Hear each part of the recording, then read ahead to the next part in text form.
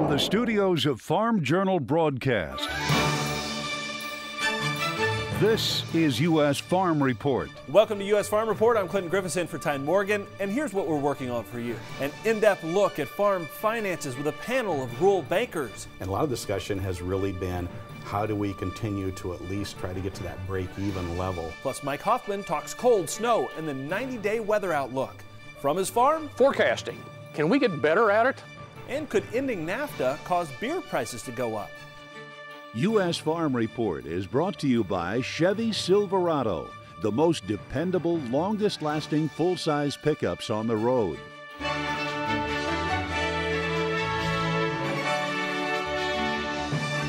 Now for the news. It was a slow week for traders, but that doesn't mean markets were dull. Oil futures slowing their climb a bit, but hitting fresh 2.5-year highs. Tuesday, the February contract topped $60 a barrel for the first time since June of 2015. The rise due to a Libyan pipeline explosion and frigid weather here in the U.S. March cotton futures on the rise this week. The contract gaining nearly $2 Wednesday, closing in on the 80-cent per hundred mark. Also on the board, orange juice futures trading lower for a 15th straight day. Now, it's the worst rout in records dating back to 1967. Weak demand, a declining citrus crop in Florida, and outside imports are tempering investor interest. Prices have slumped about 17% this month. Amid quality and foreign material concerns from China, new guidelines are being implemented for soybean shipments from the U.S. U.S. soybean exports must have less than 1% foreign material. Those tougher quality rules are set to take effect on January 1st. However, a new Reuters report says half of U.S. soybeans exported to China this year would not have met the new rules for routine delivery. It could mean more processing, which raises the cost of U.S. soybeans. Agriculture's national forecast is brought to you by Elevo seed treatment from Bayer. And a dip in the jet stream, pulling Arctic air into the Midwest. The outbreak setting records across the Midwest. In Missouri, it's one of the coldest 2 to 3 day periods ever. Meanwhile, Erie, Pennsylvania, snowfall totals in the region breaking records with more than 60 inches of snow over 3 days. Wind chill advisories and warnings stretch from Maine to North Dakota. Mike Hoffman joining us now with a closer look at weather. Obviously, if you live east of the Rockies, this is a cold weather pattern, and it's going to continue for a while. The jet stream coming right out of northern Canada. Occasionally we get these little ripples that bring a little bit of light snow, but it's so cold it's generally been on the light side. Now, if you get something farther south where it's a little bit closer to freezing, you can get a little bit more snow out of it. But you can see as we head through Tuesday, on through Wednesday, and even later on in the week, Thursday and Friday, we're still looking at this pattern with more energy diving into the northern part of it, and that will just continue to keep it cold. So temperatures this week expected to be below normal for basically everybody east of the Continental Divide. Westward from there, above normal temperatures are expected. As far as precipitation this coming week, I am going above normal for parts of Oklahoma, eastern Texas, the Gulf Coast, southeast coast. But from the Tennessee Valley northward through the Great Lakes, below normal, just because even the snow that does come, it won't be very heavy. Above normal for the Pacific Northwest. The 90-day outlook going month by month on January, below normal temperatures, most of the plains all the way down to the Tennessee Valley, above normal South Texas into the southwest. February temperatures above normal from the Ohio River Valley northward and through the northwest, above normal southwest and South Florida, and we increase the above normal areas a little bit and shove the below normal areas back a little bit for March. 90-day outlook for precipitation above normal the Great Lakes into the northeast, below normal through the southern tier of states, above normal in the Pacific Northwest. We'll be right back with more U.S. Farm Report and Tyne Morgan. It's our rural banker panel discussion about farm finances. Stay with us. Welcome back to U.S. Farm Report, this final weekend of the year. And we thought, what a perfect opportunity to really get into a conversation about ag lending. So on the roundtable with me this weekend, we have 3 ag lenders from all across the country. We have Chris Floyd, Keith Knutson, and then Alan Hoskins from southern Indiana, Illinois, from Nebraska, and from Kansas. But the one thing they have in common, they're all ag lenders. So excited for this discussion this weekend. Thanks for joining us. Yeah, thanks for the opportunity to be here. Well, when we look at the farm financial picture in general, just give us a glimpse of what it's like in the different regions of the country that you're in. So we'll start with you, Chris. What about western Kansas? Western Kansas, we've had pretty good moisture in our area anyway, so that's helped quite a bit. Wheat prices have been a struggle, and some wheat streak mosaic and some stuff like that. So It'd be interesting this year. I think most guys will do fairly well, but we'll have to see as we get through everything. But it's been a tough year and a half anyway, for sure. Keith, and then we head farther east and look where you are in Nebraska. Kind of what's the feel right now? You know, we had 2 months where we had no moisture during the summer, and really we're to the point of thinking it was going to be critical that we maybe were going to lose the crop totally. Wow. We were amazed. August 1st, the rain started, and we had above average yields overall on both the soybeans and the corn. So better yields than we had expected, which is a real positive. Yeah, and Alan, I mean, you're kind of southern Illinois, southern Indiana, you know, areas of Kentucky. Kind of what's the pulse there? In June, we were kind of like what Keith said. We were thinking this is going to be a repeat of 2012. It was very dry. The rains began. We had a cooler summer. Yields were much better than average, and it's pretty positive outlook right now. You know, last year we had a lot of conversations where farmers were able to kind of out-yield the price, right? Their financial picture was much better because of the higher yields. Do you think that's the case today? It's, as Yogi Berra said, it's deja vu all over again. We are in a similar spot this year that we were last year. The yields, excellent, and price, not so much. Same with you. With the drought, it did have some impact on our dryland farms. So yield not quite as good, but we had record yields a year ago. So not quite as good a yields, and price obviously could be better. And Chris? Yeah, for us, especially for our fall crops, the milo and the corn, we have some farmers that'll be the best dryland crop they've ever raised this year. So we were pretty fortunate that way too. So Keith, in your area where maybe the yields weren't there, how are those conversations changing as you head into 2018? I would say the conversations are not that much different for us than they have been the last 2 or 3 years. Cash flows have been very tight. We've known that going in. We have those conversations each year with our borrowers at renewal time. And a lot of discussion has really been how do we continue to at least try to get to that break-even level of being able to make your payments and continue pay for the living expenses and move on to another year. In some cases without some restructuring, but in some cases, how do we restructure debt to continue to be able to keep them operating? Yeah, so is that commonplace right now, Chris? Would you say you have a lot of producers that are restructuring? Yeah, we have several restructured. You know, our goal was to let's make sure if this lasts for the next 5 years that we can survive it, and our customers be there for when times get better, prices get higher. Yeah. You'll sort of thrive then. Right, right. And I've heard from some economists who say, you know, maybe we're in a 7-year cycle and we're only in year 3 of this. So let's say we do have 4 more years of prices where they are today and kind of these eroding balance sheets. What is your advice, Alan?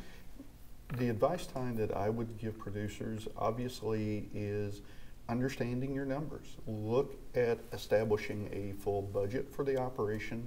That will aid in developing those break-evens if they haven't already. And obviously on the revenue generation side, the establishment or improvement of a marketing plan is paramount for survival going forward the next 3 to 4 years. We talk about a marketing plan on this show quite a bit and know your break-even, but when you look at the budget as a whole, Keith, you know, what should be involved in that budget when you look at living expenses, when you look at it, you know, you look at it all together, really what should that budget entail? It's really important that it's basically an all-in budget. I mean, you want to include all of your input costs, your living expenses, but also your payments or equivalent payments for machinery usage. You really need to include all of those items into it so that your break-even would cover all expenses. You know, Chris, what's the biggest mistake that you see producers make when putting these budgets together? We kind of see some people that, you know, they explore other options to whether, you know, farmers in our area some have been wheat, fallow wheat forever. And if wheat prices the way they are, they need to look at some other crop rotations, kind of explore what else they can do. They'd also be pretty, I don't want to say how to just look at everything possible as far as cutting expenses, getting as efficient as possible, and just look at every alternative that they can. And Alan, you know, I've talked to you quite a bit over the past year, and you're always, your advice is, yeah, you need to cut expenses, but you need to cut the right expenses. What do you mean by that? What I mean by that is making sure that the reduction in expenses don't end up having a correlation to reduced income. There's a lot of discussion about paring back on fertilizer, paring perhaps back on the type of seed or the number of genetic traits the seed has. Well, with certain producers, they need to look and make sure that paring back on those expenses doesn't result in an overall reduction in top line revenue. I think that's very important that they look at that. I think also, as Keith said earlier, one of the things, looking at living expenses and making sure that those are in line and really looking at where the money is going. All right, we need to take a quick break, but when we come back, we know there are going to be some tough conversations this year. So maybe we'll get their advice on how to handle those tough conversations and how to be prepared going into those. We'll do that after the break on U.S. Farm Report. U.S. Farm Report is brought to you by Corvus Pre-Emergence Corn Herbicide from Bayer, the only herbicide to offer 3 levels of defense against weeds, burn down, residual, and activation with rain. Welcome back. Well, if you're just now joining us, we're having a banking discussion this week and an ag lending discussion. And, we know with commodity prices where they sit today, we will have some tough conversations, and all of you will have some tough conversations in 2018. But is that a bad thing, Chris? No, I think it's always good to kind of explore or to be honest with what your situation is and what you need to do to improve it and how you need to do to survive and be ready for the next year and the years ahead. Keith, when a producer's getting ready to go into their bank and have this conversation, what should they have in hand? How should they prepare for that so that they can fully utilize that one-on-one time with their ag lender? I think the best advice that I can give is to come as prepared as you can. If you have your financials, if you have your balance sheet already prepared, that's helpful. If you've been doing cash flows, that's helpful. But I guess if not, that's something that I would expect the lender should be willing to help you prepare and have put together. So I guess the best advice I can give is keep the communication going, and don't hesitate to ask questions. We're here to help make it through this. I mean, our passion is ag lending. Ag lending supports all of our communities and our banks, and so don't hesitate to ask questions. We're in this together. It really needs to be a partnership. You bring up a valid point. I mean, you need to ask questions. What types of questions should these producers be asking? I think they should be looking at, first of all, where they're comfortable with their knowledge and asking questions where they feel like the lender can add value. Because at the end of the day, as a lending institution, we should be providing more than just money to the producers. There should be some value in the service that they're receiving. So I think it's good to ask the lender questions like, how do you feel the trends are moving? What are the things that you see that you feel are challenges in the operation? But also the positives, because remember, there are always positives even when there are challenges present. So I don't think they want to just focus solely on the negative. Make sure that they understand the things are doing well also. Do you agree with that, Chris? I mean, what advice do you have for producers when going in and having that conversation? Yeah, and being prepared to ask the questions like Alan talked about, because one of the advantages I think that we have as lenders is we get to see a lot of different operations. And whether it's any business, there's more than one way to skin the cat to be successful. And so one thing I love about my job is I get to see way a lot of different people do things and how they're successful. So then, that also gives some ideas and, way that farmer may use something similar in his operation if it fits his management style. Keith, we had an analyst on the program who talked about acreage next year, and that ultimately the move to more soybean acres could be driven by ag lenders due to price and other things. Should that be the case? Should it be ag lenders helping drive some of those decisions? In my opinion, no. What we need to do as lenders is take the information and help that producer with break-evens, for example, on the corn versus the soybeans. Help them with the tools, but the decision really is the producers. And I think we have to be very careful. There's a fine line there as banks and as lenders that we are not telling them how to run their operation. But if you are in a situation, Alan, where there's a producer that is with a lender that lender is telling them how to run their operation, what should that producer do? Well, I think first of all, if we are having a conversation with that person, it probably is indicative that they aren't completely comfortable where they are.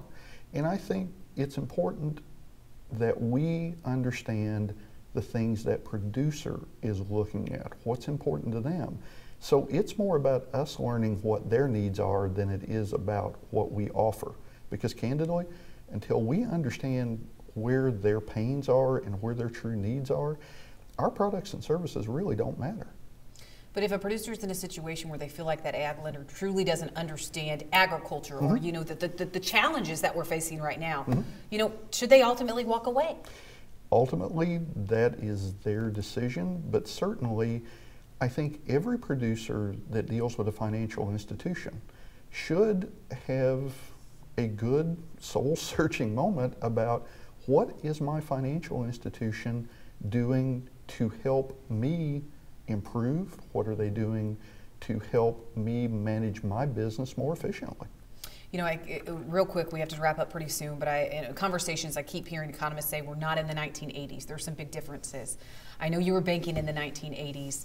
Keith, what is the big difference today? Well, beyond the gray hair, which came out of that, the thing really, there are a lot of things that are different right now. I mean, we saw a huge decrease in land values in a short period of time. We saw interest rates as high as 20%.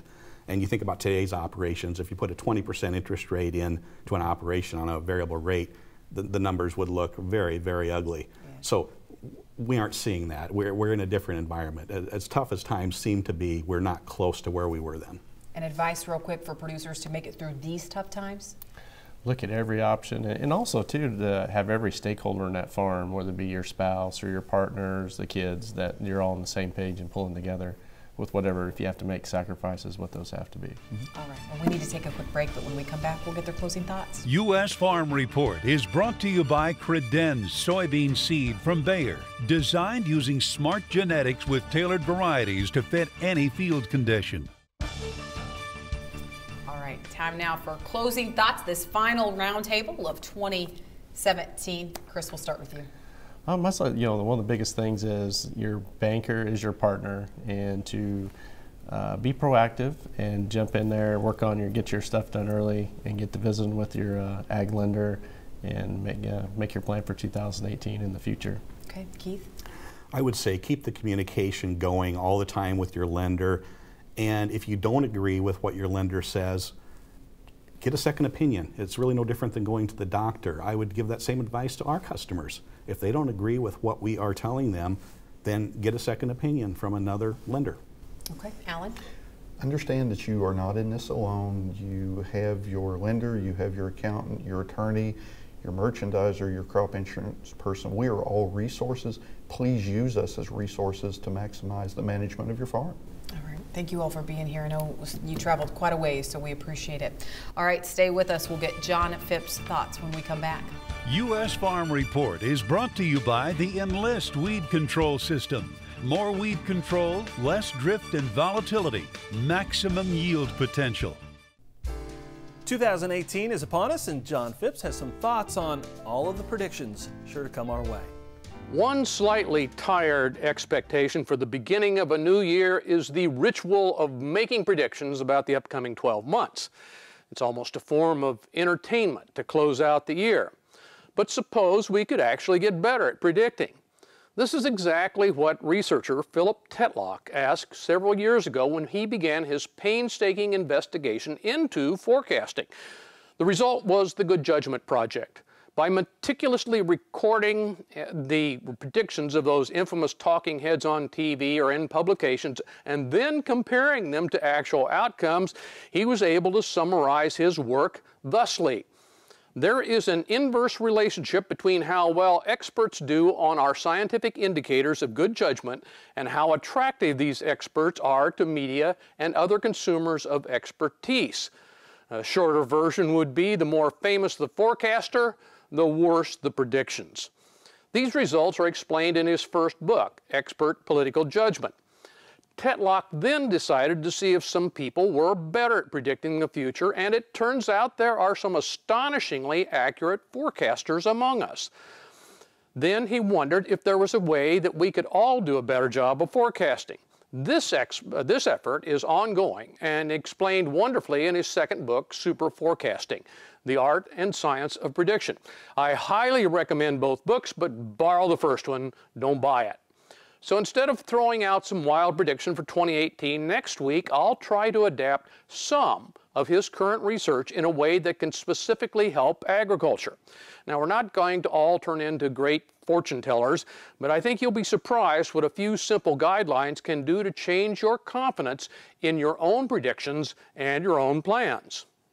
All right, thanks, John. Still to come on U.S. Farm Report, could ending NAFTA cause beer prices to go up? They might. I'll tell you why when we come back. U.S. Farm Report is produced and distributed by Farm Journal Broadcast.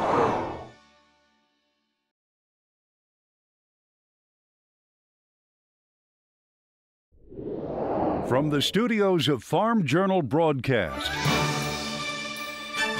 this is U.S. Farm Report. Welcome back. I'm Clinton Griffiths. Ahead on this final edition of U.S. Farm Report for 2017. Washington is already making plans for 2018.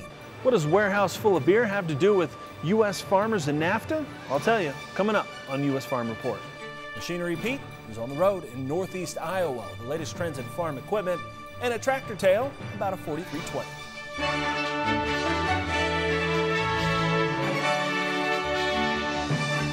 Now for the headlines. Washington may be on break, but leaders are already making plans for action in the new year. This week, infrastructure being touted by both President Trump and Senate Leader Mitch McConnell for the 2018 agenda. McConnell saying infrastructure, which was crowded out of the 2017 agenda, is likely to be pretty popular with both Democrats and Republicans. The president also mentioning infrastructure, calling it one of the easier big-ticket items to accomplish in a new year. Also in Washington, the EPA recently releasing a proposed rule that would classify biofuels produced from grain sorghum oil as an advanced biofuel. The agency says the greenhouse gas emissions from producing biofuels with distillers' sorghum oil results in no significant upstream emissions. Growth Energy says it's great news for a lot of ethanol producers who use grain sorghum as a feedstock because it opens up a valuable additional market for one of their more important co-products. Trade also expected to be a major focus in the new year. Efforts are already underway by the U.S. and South Korea to modernize the 2011 Korea-U.S. Free Trade Agreement, or KORUS. The South Korean government sent its parliament a plan to renegotiate KORUS and announced it's ready to start talks. While here in the U.S., the White House must also tell Congress it plans to launch the talks, hold 2 public hearings, and disclose its negotiating goals 30 days before those talks begin. In January, negotiators are scheduled to restart discussions on the North American Free Trade Agreement. In late 2017, rumblings began that the U.S. may opt to withdraw from NAFTA, triggering an outcry from many corners of the ag community. But as I learned on a recent trip to Mexico as a guest of the U.S. Grains Council, doing that could make the world's bar tab go up. Mexico is in the midst of a revolution, a beer revolution. Yeah, I think what is happening right now in Mexico is pretty similar for what happened 25 years ago in the U.S. Craft breweries like Primus are popping up across the country. Before this, we were home brewers. We made a home brew for us, for our friends, for our family. And eventually people started asking, can you sell me a keg? Can you sell me a couple of bottles? And then we started thinking on starting a business. But for his business and others, it's the duty-free access to U.S. grains that's helping fuel that growth. 80% of the Mexican craft breweries right now, and we have to say that right now we are 400 Mexican breweries, 80% of us, we import our base malts mainly from the U.S. Malts in the form of barley are a key ingredient. According to the U.S. Grains Council, the U.S. shipped more than 31 million bushels of U.S. barley to Mexican brewers, worth some $220 million over the last 10 marketing years. Product and quality, this brewer says they can't source locally. And the big beer makers in Mexico, the owners of brands like Dos Equis and Corona, are using the grain as well. Mexico is the biggest exporter of beer in the world. No, it's not that the Mexican beer is cheaper. No, the Mexican brands are very popular all around the world. But we are not self-sufficient on barley. We have to source barley from other places in the world. Of course, the U.S. is the cheapest for us because of the transportation. If NAFTA changes disrupt that supply chain, this brewer says costs will go up. If these imports get some duties, Mexico will either have to raise the prices of beer for all the world, or will have to source from other places from the world. Prior to NAFTA, Mexico set base tariffs for barley and malt at 128% and 175% respectively. The Primus team hopes that doesn't happen. It can be chaotic. I don't think we are really aware of what will happen in case NAFTA gets some more taxes, some more duties. Instead, this beer-based entrepreneur is choosing to see negotiations as a glass half full, proudly recognizing the end product takes a team effort. I think of the craft beer, either Mexican or American, as a North American product. A North American product built by NAFTA. Beer is my passion. I think because, first of all, beer is really democratic. No? Anyone can have a cup or a glass of very good beer, either if you are a worker on the building industry or either if you are a CEO at any transnational, you can really enjoy a beer wherever you are. Those negotiations resume in Canada at the end of January. All right, when we come back, John Phipps and customer support. Whatever happened to the phone and mail? U.S. Farm Report is brought to you by Delaro. New Delaro fungicide for corn and soybeans can help you get the edge you're looking for to achieve personal best yields. Delaro, keep raising the bar. Your call is very important to us. Please hold. There are so many ways to communicate these days. Sometimes we forget about the traditional methods. John Phipps has more. Jimmy Sarenpa, and I hope that's somewhere close, Jimmy, from Orr, Minnesota, has a comment about the burden of technology. It seems that these days that Ag TV programs assume everyone in rural America has a computer. Well, that's just not true. There are hundreds of thousands, maybe millions, who don't have a computer. But they all have mailboxes and telephones. When we say you can get more information by going to this or that website, no, that's not true. If they don't have a computer, they just can't go to that website. We are alienating those viewers instead of accommodating them with a phone number or mailing address. Are we so small that we can't also include them too? We are possibly 1 decade away from everyone having a computer or having broadband access. Let's see if we can do better in serving our viewers in rural America. We can all be better people for it, and it doesn't cost us a dime more to be kind and polite. Jimmy, thank you for writing, and we had a debate about this a few years ago about ending our phone and mail addresses, and it actually does come down to cost. For example, voicemails need somebody to answer them and then transcribe them. That was the hard part. Physical mail was also labor intensive. People rarely left brief, succinct messages or sent short letters. Like all businesses working to control costs, when those types of feedback began to dwindle as most people used email, turns out it was a service that benefited a tiny number at considerable expense. Is this being impolite or uncaring about those who prefer such communications? Well, we certainly don't intend it that way. Nor do email or web references require a computer anymore. Smartphones are commonplace even in rural America and becoming cheaper and easier and more powerful every day.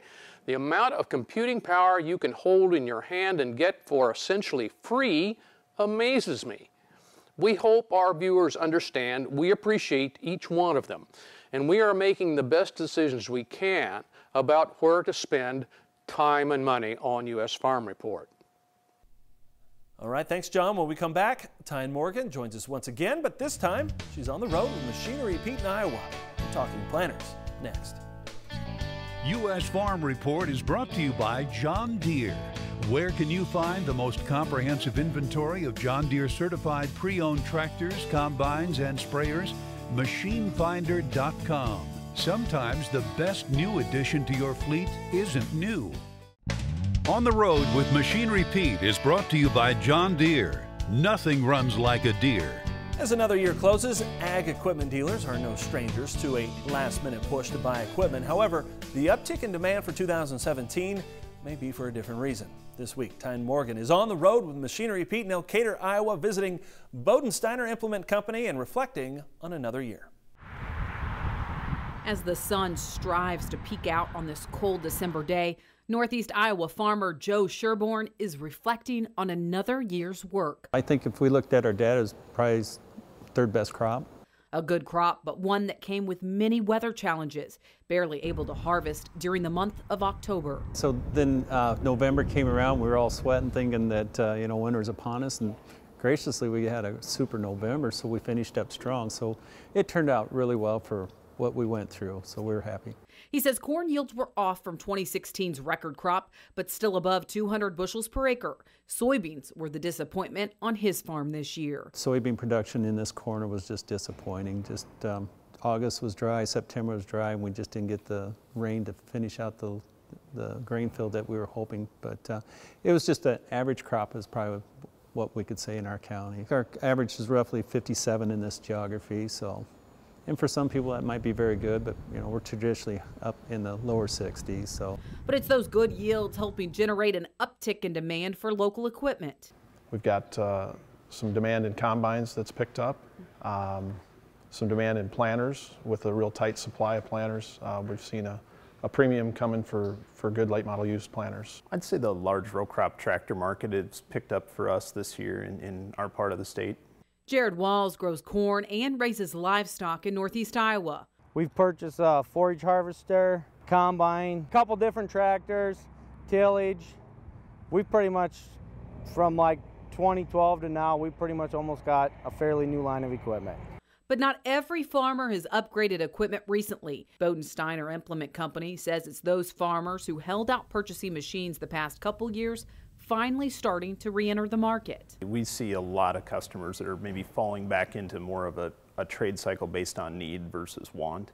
So they're at a point in their ownership cycle of the piece that they're needing to upgrade where it's time for a change to get to a lower hour machine or a machine with warranty. It's a trend Machinery Pete has seen across the country. I think what we're seeing in November and December, these very strong prices are just pent-up demand. You haven't been buying that new or used tractor combine planter, you maybe put it off for a while, and you need good equipment right now. Those windows in the spring and fall are short, so it's just a premium on the good stuff, and prices are strong. He says it's that increase in demand that's been surprisingly strong to close out 2017. It's kind of across the board, honestly. If it's just good condition, a couple years old, tractors have been really strong November and December. If it's good condition, low hours with a few years on it, we're seeing kind of the highest price of the year tick in the last 6 weeks across the board. And it's that demand Machinery Pete is watching into 2018. Given the number of auctions, that the pricing is held as solid as it has. And now the one thing I'm starting to wonder is what would happen if corn ticked up just a little bit. And I think we're setting the condition for whenever that happens, some pretty strong demand to be released, I think. He says combines have been drawing stronger values, but it's also planters that are in high demand on this lot in Elkader, Iowa. Yeah, it's been a process. I mean, like Chris was saying, you look at planters, the supply of used planters, late model planters back 2013, 14, 15 was high. And across a lot of the segments, that inventory was high, but dealers have done a lot of great work the last few years and worked that inventory level down. And now you're right, we're starting to come out the other side and see these situational tightness. We went through a period of pretty broad planter supply, and that inventory's worked through the last couple of years. So we've seen values come back up from where they were maybe in the 2013, 2014 seasons. And for Sherborne, a good planter is key. First of all, the planter is very important to our operation. With that, we can't do anything else. So we'll continue to look at ways to improve it. He bought a planter in both 2013 and 2015, one of which is a high-speed planter, allowing him to cover more acres faster. But it's more than just the speed of the planter of interest for Sherborne. It's the precise seed placement. Very much uniform. In fact, a little bit more uniform with this one because the seed was more even in the ground. And it's technology that's helping him be even more precise on every acre. Well, technology with the monitors takes more longer than the physical wrenching of the planters these days. So. We continue to upgrade prescriptions and just look at our efficiencies or inefficiencies, and so those are things that we do to try and improve the operation. He says one area where he saw the need to improve was on the inrows. So we found out that our yields aren't as good on the inrows compared to the center of the field. We looked at what we could do to improve. We continue to work on the nitrogen side, make sure we don't overapply, be good to the stewards of the land and find inefficiencies, do check blocks, all those things. He says with the newer technology, it makes prescriptive farming even easier. I jokingly say there's 16 planters on this planter. Each row can do its own thing. So I could tell this row to plant 42,000, this one only do 20, which is exaggeration, but I got 16 planters out here. Each row can run up and down. This row can do its own prescription. And so in our in-row management, this row will physically plant 40,000. This one will do 39 or 40. Bodensteiner Implement is seeing the need for this type of technology grow. It's back to being driven by the technology. People wanting the new, latest, greatest features of the planter, if it is the electronic drive or the hydraulic down pressure, but just that extra advantage that they didn't have with the previous machine. Whether it's upgrading equipment or deciding to add on to the equipment a farmer already owns, Machinery Pete says he's watching the changing trends as we enter the new year. So we had pretty variable yields around the country. So particularly with late model big ticket stuff, there can be some pricing opportunities if you get into an area where the yields were tough. Harvest wasn't that good. The planting situation 2017 affected yields. So could be some buys different parts of the country early this year. We're optimistic here ahead of 2018 planting that demand will continue to increase. I don't think we're going to see anything drastic from a gain, but I think we're on a trend that's moving in the right direction for us as a dealership. And as the sun sets on another year, Sherborne is thankful for what he has. Well, my father-in-law and I, we're in for the challenge of it. We like producing, and it's fun to raise a crop, nurture it, watch it grow. You know, those are our joys every day. Joys that come with the challenges and triumphs of farming. Reporting from Elkader, Iowa, I'm Tyne Morgan. All right, thanks, Tyne. When we come back, Machinery Pete returns with Tractor Tales and the story behind a Michigan 4320. Stay with us. Tractor Tales is brought to you by John Deere. Where can you find the most comprehensive inventory of John Deere certified pre-owned tractors, combines, and sprayers? MachineFinder.com. Sometimes the best new addition to your fleet isn't new. Hey folks, real treat here today. We're in Farmersburg, Iowa, and I'm with Andre Sherborne. And Andre, you are a senior in high school? Yep, that's correct. And what high school is it? Central Cater. Central Cater, okay. Yep. And you've restored a couple beautiful tractors here. Why don't you tell us about it? Well, every year I went down to the state fair. I always liked looking at the tractors down there that kids have restored, and I've always wanted to do it. So one night, Dad and I were sitting around the kitchen table and talking about it, and we decided to look for a tractor. So we found a 4320 up in Ann Arbor, Michigan. Oh, wait a second, Andre. That's quite a ways from Farmersburg, Iowa here. Yeah. How'd you find it? We found it on Craigslist. So. And we called the guy up and asked him a few questions about it and decided we'd go up and buy it. So. What kind of condition was the 4320 in when you got it? It was in pretty decent condition. It wasn't bad. So. And what year, do you know? In 1971. 71, yeah. Nice. Open station, and boy, I'm admiring that straight pipe over there. Yeah. How many man hours of work on this thing would you estimate? About 2 months probably. So. And this is through the FFA program here in Iowa at the high school? Yep, it is. So you restored it, and then you take it to the state fair, yep. which in Iowa here, that's in Des Moines, right? Yep, that is. Yep. Okay, and then are you judged at the state fair level? Yeah, we are. So the judge comes around to each kid and asks us questions about our project and all that good stuff. So were you nervous when they were interviewing you? The first year I was, but the second year I knew more stuff about it. So. And how did you come out with the 4320? I got a blue ribbon on that one, so. Well, congratulations. Yeah, it looks beautiful. Yeah. All right, thanks, Pete. We'll wrap up with our From the Farm favorites when we come back. Farm Journal On Air is the go-to app for American agriculture. Ag Day, AgriTalk, U.S. Farm Report, and more. 24/7 access to all of your favorite shows, TV and radio. In your hands, on demand. Farm Journal On Air. Download the app today. Welcome back to U.S. Farm Report. Our From the Farm favorites start where else but chore time in this week's cold weather. Received this photo from Wyatt Bechtel, who is with our reporting partners over at Drovers. His brother was chopping ice on a stock pond at their ranch in Kansas. They've had below freezing temps the past couple of days, but no snow. The ice was 2.5 inches thick. However, water levels are not looking great heading into winter. The drought monitor puts their ranch in the abnormally dry category. And talk about beating the cold, we got this picture from Hope Mayo Fleck on Twitter. They're out of Texas. She says her future farmer is catching on too quickly as they play Tractoropoly this holiday season. I know what she's saying. I'm just happy to be in the game these days since winning is getting tougher every year. Remember, if you have a picture or video you'd like to send in, send those to mailbag@usfarmreport.com or check us out on Facebook and Twitter. From all of us here at U.S. Farm Report, I'm Clinton Griffiths. Thank you for watching, and be sure to join us right here next week. Ty Morgan will be back as we begin 2018.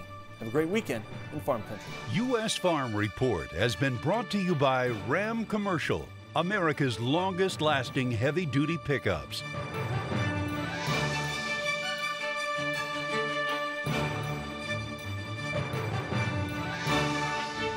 U.S. Farm Report is produced and distributed by Farm Journal Broadcast.